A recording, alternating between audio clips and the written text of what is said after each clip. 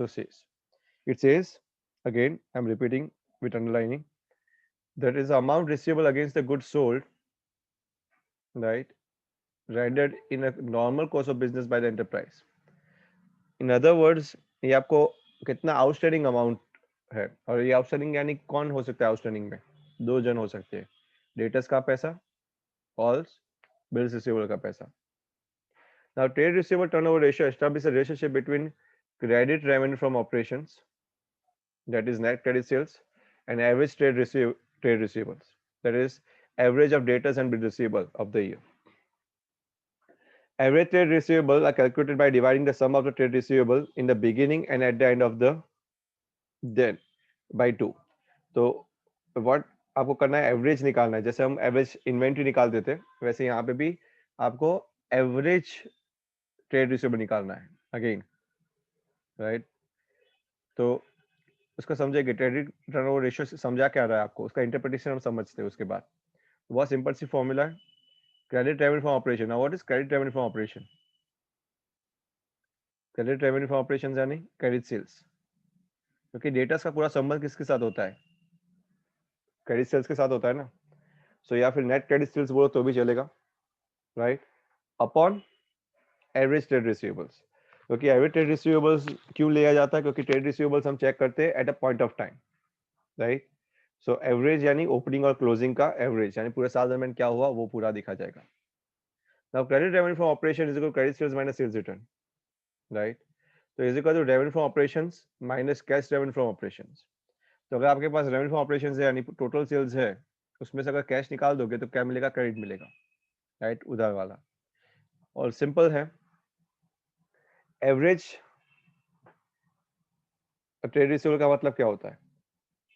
When I से the word average trade यानी opening debtors plus opening bills receivable plus closing debtors plus closing bills receivable divide by 2, right. या फिर ऐसा बोलो, opening trade receivable plus closing trade receivable divide by 2. Clear है? अगर आपको ये चीज मिल गई तो आपको मिलेगा रेशियो. पर रेशियो से आपको ये समझ में नहीं आएगा कि एवरेज कलेक्शन पीरियड क्या है. यहाँ पे एक और चीज हमको फाइंड करनी पड़ेगी, that is what we call average collection period. So when the trade receivable turnover ratio is computed, it should be kept in mind that the provision for doubtful debt is not deducted from the trade receivable.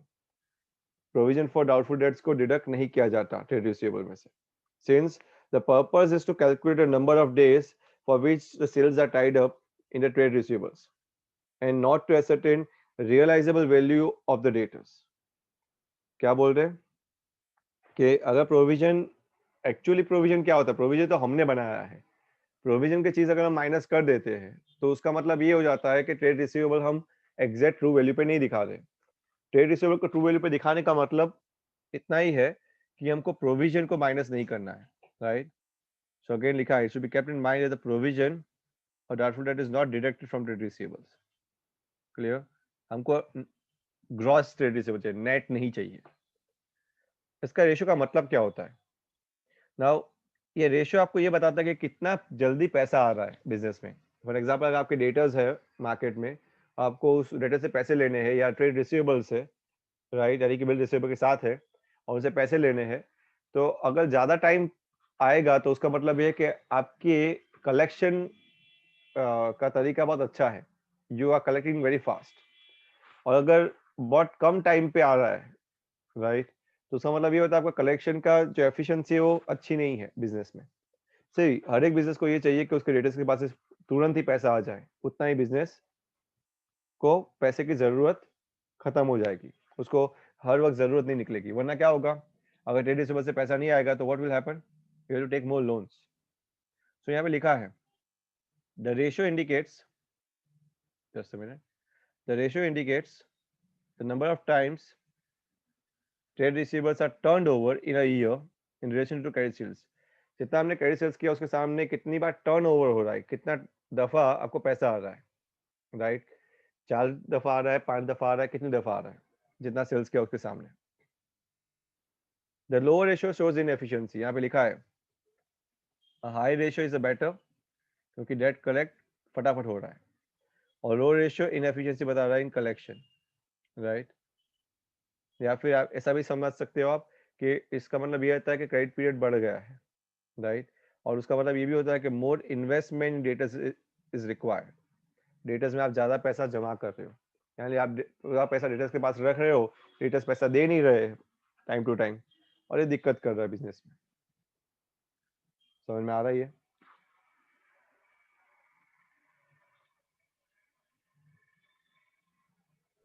Yes. Yes sir.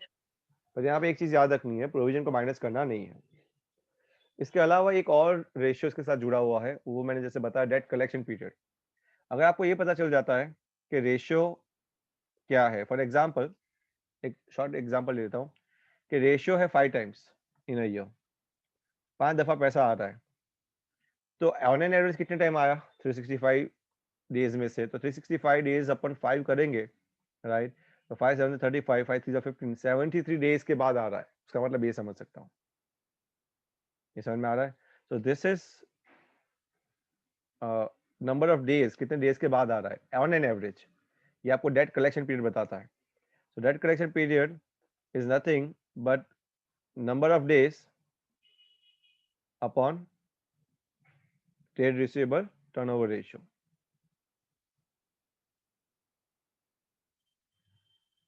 ये clear है? अगर आपको months में पैसा चाहिए, right, सी days को calculation में नहीं डालना है ज़्यादातर, हो सके तब तक मंथ से ही करना है। अगर आपको मंथ्स में पैसा चाहिए तो 12 डिवाइड बाई कर दो, राइट। अगर 5 बार आ रहा है, राइट, तो मैं ऐसा ही बोल सकता हूँ 12 divide by 5, it is how much, 2.4।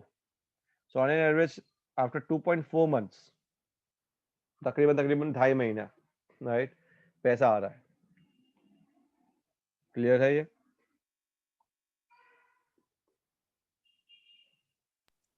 Sir yes sir. हाँ बोलो बेटा। सर मीन्स जितने कम टाइम में पैसा है उतना अच्छा। अच्छा, बराबर है ना। डेटा स्कोर होते हैं जिससे आपका यस पैसा वसूल ना होता है, फटाफट पैसा आ गया तो अच्छा ही है ना, बिजनेस खुश है। सी, बिजनेस को ऑलवेज पैसे की जरूरत पड़ती है, बिजनेस को एक्सपांड करने के लिए, ग्रोथ करने के लिए, बिजनेस को चलाने के लिए पैसा चाहिए ही चाहिए। अभी पैसा डेटर्स के पास पड़ा रहेगा तो दिक्कत है ना। जितना पैसा जल्दी घूमेगा बिजनेस में उतना ही बिजनेस फ्लरिश होगा, यस सर। राइट। तो फटाफट पैसे आने चाहिए, फटाफट घूमना चाहिए, फटाफट, तो ही तो ग्रोथ एंड डेवलपमेंट होता है। कोई भी बिजनेस वही देखता है कि मेरे पास पैसे फटाफट कैसे आते हैं, राइट। चलिए आगे समझते हैं। Lesson 79, calculate trade receivable turnover ratio and average collection period. दोनों चीज आपको फाइंड करनी है। आपके पास है क्रेडिट रेवेन्यू फ्रॉम ऑपरेशंस, नहीं, that is net credit sales है आपके पास, कितना है 6 लाख का। डेटर्स एंड बिल्स रिसीवेबल है 60,000। कहने का मतलब, पहले तो मुझे बताओ डेटा टर्नओवर रेशियो कितना हुआ। 6 लाख के सेल्स के सामने आपका ट्रेड रिसीवेबल है 60,000, यानी कितनी दफा आप घुमा रहे हो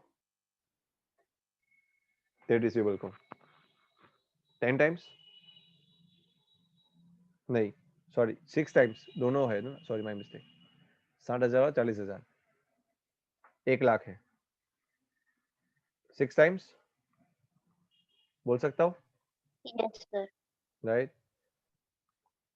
तो यहाँ पे आया 6 टाइम्स। अगर मुझे उस पर पूछे कि एवरेज कलेक्शन पीरियड क्या है, तो 2 महीने का पीरियड, क्योंकि पूरे साल में 6 बार घूम रहा है, यानी 6 बार पैसा आ रहा है पूरे साल में, तो ऑन एन एवरेज कितने महीने में आ रहा है, तो ऑन एवरेज 2 महीने में आ रहा है, ऐसा बोल सकता हूँ। Yes, yes sir. फाइन, तो ये क्लियर हो रहा है। यहाँ पे डेज में भी कैलकुलेट किया है, 365 अपॉन 6 यानी 60.83, यानी अप्रोक्सीमेटली 61 डेज में आ रहा है पैसा, यानी 2 महीना ही हुआ, राइट, अप्रोक्सीमेटली। तो आप उसको डेज में भी कलेक्शन कर सकते हो और मंथ्स में। मैं ये चाहता हूँ, अगर आपको 365 पता चलता है टेबल के हिसाब से, राइट, तो अगर डेज से आंसर आता है तो प्रॉपर डेज से करो, ना मंथ से करो, कुछ बोला ना हो तो। अगर ऐसा क्लियर कट सब में बोला है कि डेज से ही करना है तो 365 से डिवाइड करो, और अगर बोला है मंथ से ही करना है तो 12 से डिवाइड करो। बहुत सिंपल है, क्लियर है? यहाँ पे लिखा है in absence of opening balance, याद रखिए अगर ओपनिंग बैलेंस ना दिया हो कोई सम के अंदर, for example, right, if there is no opening balance is given, so in the absence of opening balance a trade receivable right, closing balance have been taken as trade receivable. Opening ना दिखा हो तो closing balance को ही trade receivable मान के चलना है, right. जैसे यहाँ पे एक ही बैलेंस है ना, फॉर द ईयर ही लिखा है ना यहाँ पे, ये सब में ओपनिंग का तो कोई जिक्र ही नहीं किया है यहाँ पे, इसीलिए। क्लियर? चलो अभी यहाँ पे देखो, ओपनिंग बैलेंस क्लोजिंग बैलेंस दोनों दिया है। चलो मुझे बताइए अभी क्या करेंगे। हमको क्रेडिट सेल्स चाहिए। यहाँ पे देखो, net sales and total sales दिया है और कैश सेल्स दिया है। हमको कैश नहीं चाहिए, क्या चाहिए? क्रेडिट सेल्स चाहिए। तो कैसे निकालेंगे?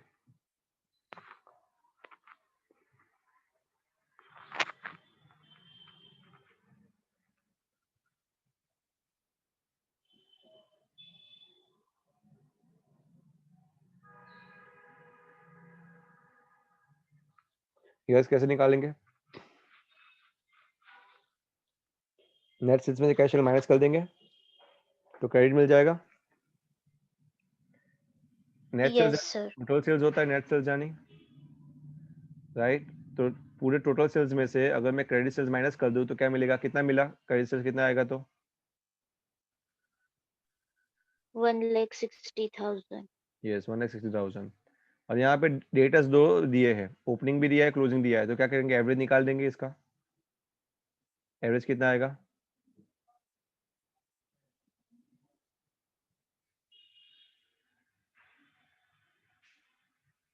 यस, 45,000. Very good, 45,000। चलिए मुझे निकालिए टर्नओवर रेशियो कितना आया।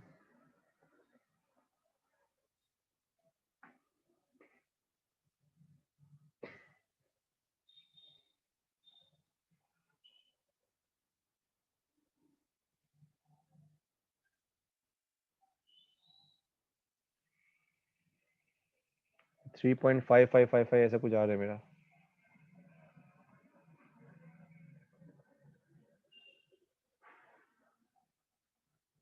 Yes, sir.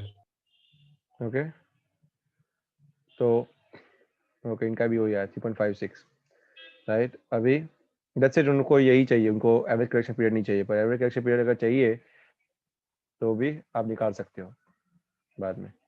फाइन, इजी था। चलो ये इलस्ट्रेशन 81 करो खुद से।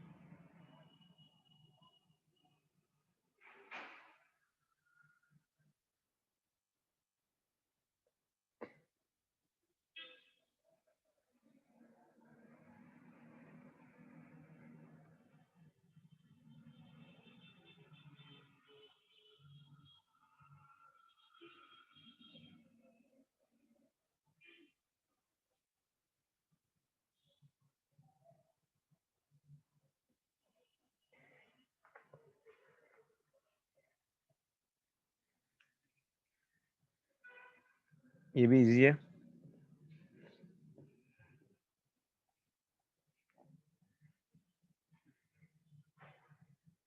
कितना आ रहा है?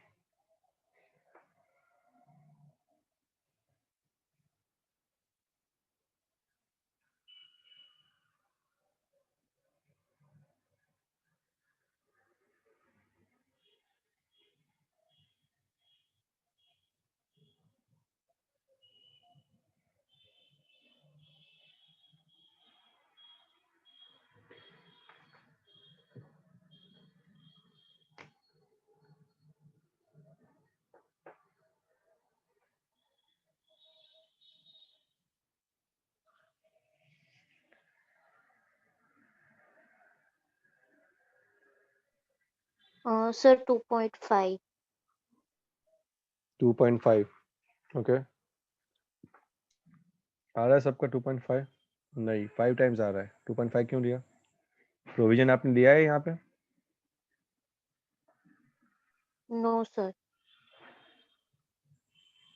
प्रोविजन नहीं लिया है ना, तो बराबर है ना, 22,500 ही आ रहा है ना, तो क्या दिक्कत क्या हुई? 2.5 कैसा आया आपको? ये नहीं लेना है।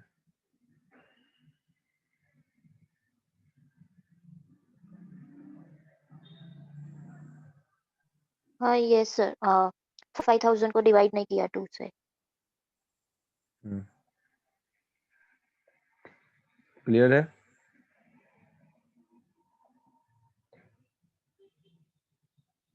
ट्वेंटी टू 500 आना चाहिए, और ये 1,12,500। फाइन, ये आ रहा है सबका? Yes, sir. Okay, let's move ahead. Illustration 82, closing debtors है 40,000, नेट क्रेडिट सेल्स है 25%, नेट कैश सेल्स है, ओके नहीं सॉरी, नेट क्रेडिट सेल्स है 25% ऑफ नेट कैश सेल्स। जो भी कैश सेल्स आएगा उसका 25% है। अभी now this is very crucial, right? Excess of closing debtors, वो ओपनिंग डेटर्स 20,000 है, यहाँ पे भी डेटर्स भी कुछ बोला नहीं है, राइट? तो सी ये बात तो क्रूशियल हो जाता है। इसको हम देखते हैं, इसको हम सम बोर्ड पे ही करता हूँ मैं जरा, तो आपको थोड़ा समझ में आएगा। इसको करूँगा तो ये क्लियर होगा आपको। तो मैं व्हाइट बोर्ड ही शेयर कर लेता हूँ।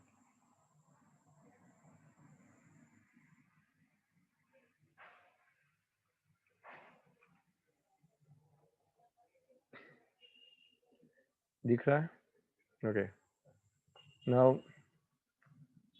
क्या है डेटर्स, राइट? सो एक मिनट, यस, यहाँ पे लिखा है टोटल सेल्स। क्या होता है टोटल सेल्स? अगर आप मुझे बोल रहे हो cash sales plus credit sales, right? अभी बोला net credit sales being 25% of the cash sales, right? तो अगर credit sales is equal to how much? 25% into cash sales. तो कैश सेल्स जो भी होगा उसका 25% होगा, राइट? अभी मुझे नहीं पता, तो अगर मैं क्रेडिट सेल्स को एक्स मानूं तो कैश सेल कितना होगा? 25% ऑफ एक्स,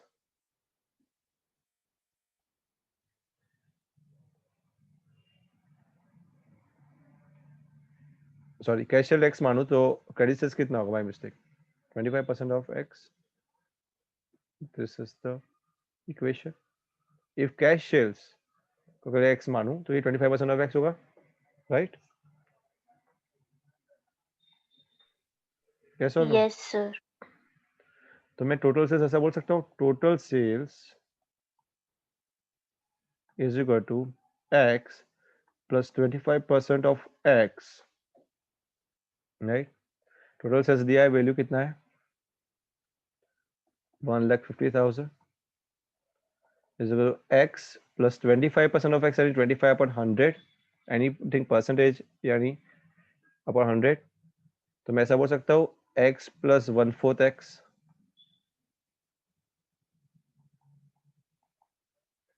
यस। अभी x plus 1/4 x कितना होता है? x यानी 1x और 1/4 x यानी, मैं ऐसा लिख सकता हूँ इसको कि अगर इसका एलसीएम निकालूं इंटू 4 तो 4x plus x upon 4, yes, so that is going to equal to 1,50,000 is equal to 5x upon 4। तो अगर x को अकेला कर दूं और 1,50,000 इंटू 4 अपॉन 5 कर सकता हूँ मैं, तो 5 1 जा 5 3 जा 30 जा 30,000, तो 1,20,000 आएगा x। अगर x यानी कि सेल्स, कैश सेल्स अगर 1,20,000 आया तो क्रेडिट सेल्स कितना आएगा? उसका 25% 30,000, राइट? दोनों मिला के हो गए 1,50,000 टोटल। ये समझ में आ रहा है?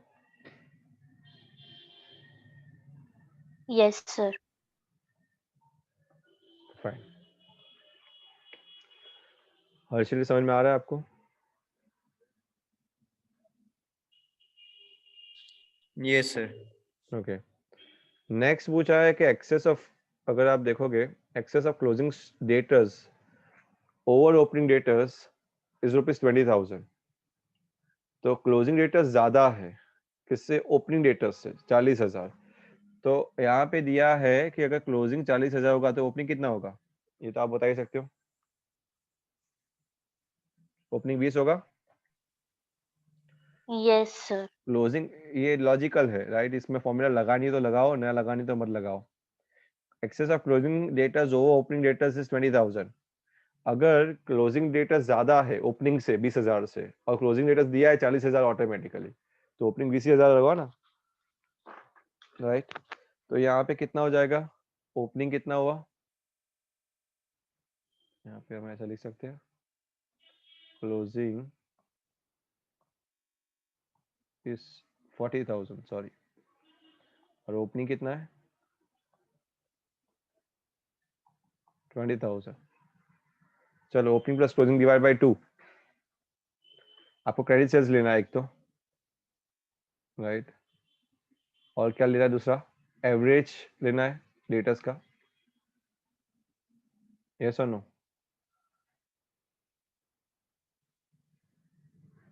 राइट। तो क्या होगा? Opening plus closing divide by 2।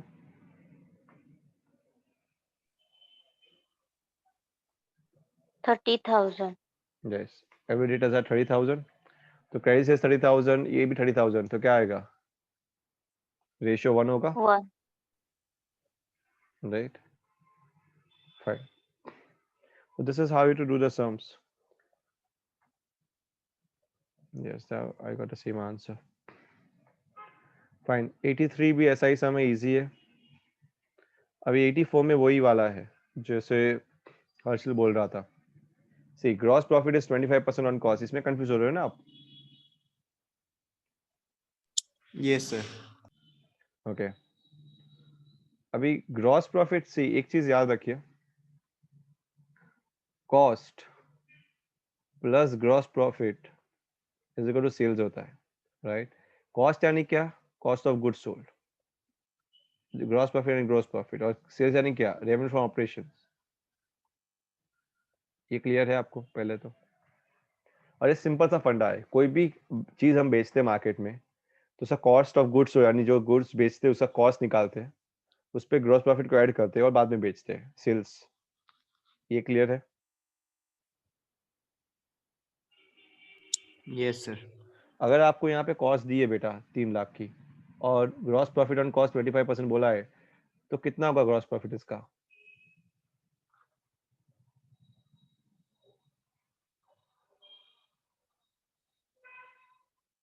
Yes, 25% यानी 1/4, यानी 3 लाख का आधा 1.5 लाख, 1.5 लाख का आधा 75,000। मैं बोल सकता 75,000 होगा ग्रॉस प्रॉफिट। Yes sir. क्योंकि ये कॉस्ट है, देखो ये कॉस्ट है, वर्ड को देखो, यहाँ पे भी कॉस्ट है, सेल्स नहीं है, कॉस्ट ऑफ गुड्स सोल्ड है। क्लियर है ये?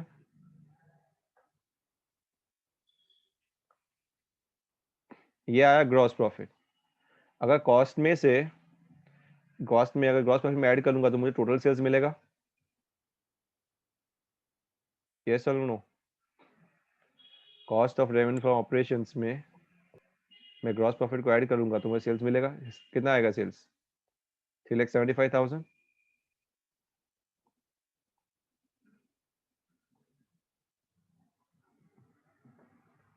यस। Yes sir. अभी ये 3,75,000 आया, राइट। अभी बोल रहे कैश सेल्स कितना है उसमें? 20%, टोटल सेल्स का 20% कैश सेल्स है, तो कितना हुआ? चलो निकालो। 3,75,000 का 20% कितना होगा? 75,000 होगा। उतना कैश है, मैं बोल सकता 80% क्रेडिट होगा।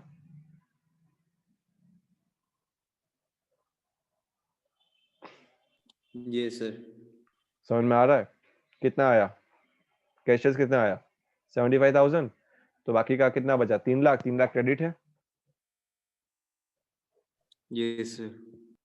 तो क्रेडिट चल जाएगा मेरा 3 लाख। और इनका एवरेज निकालना है, divide by 2, 1.5 lakh divide by 2, 75,000। समझ में आ रहा है ये? That is equal to 4 times.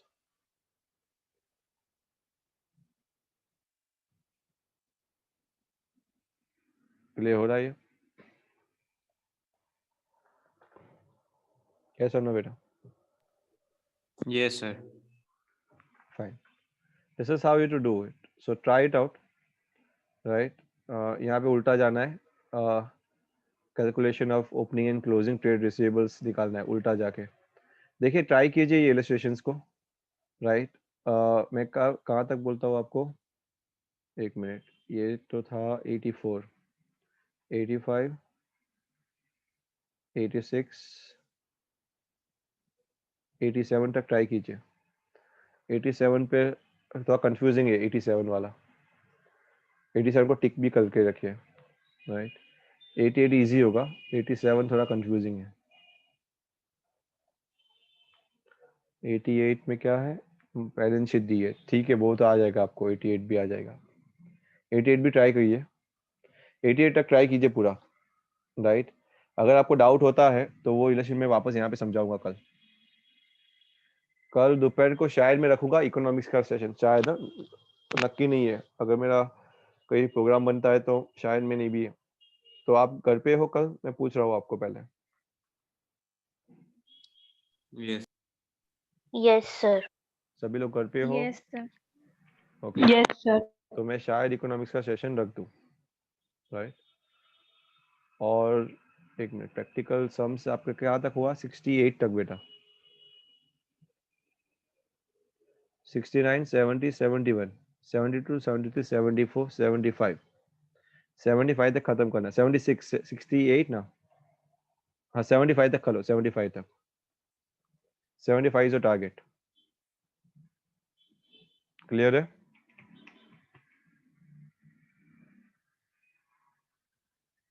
बोलिए।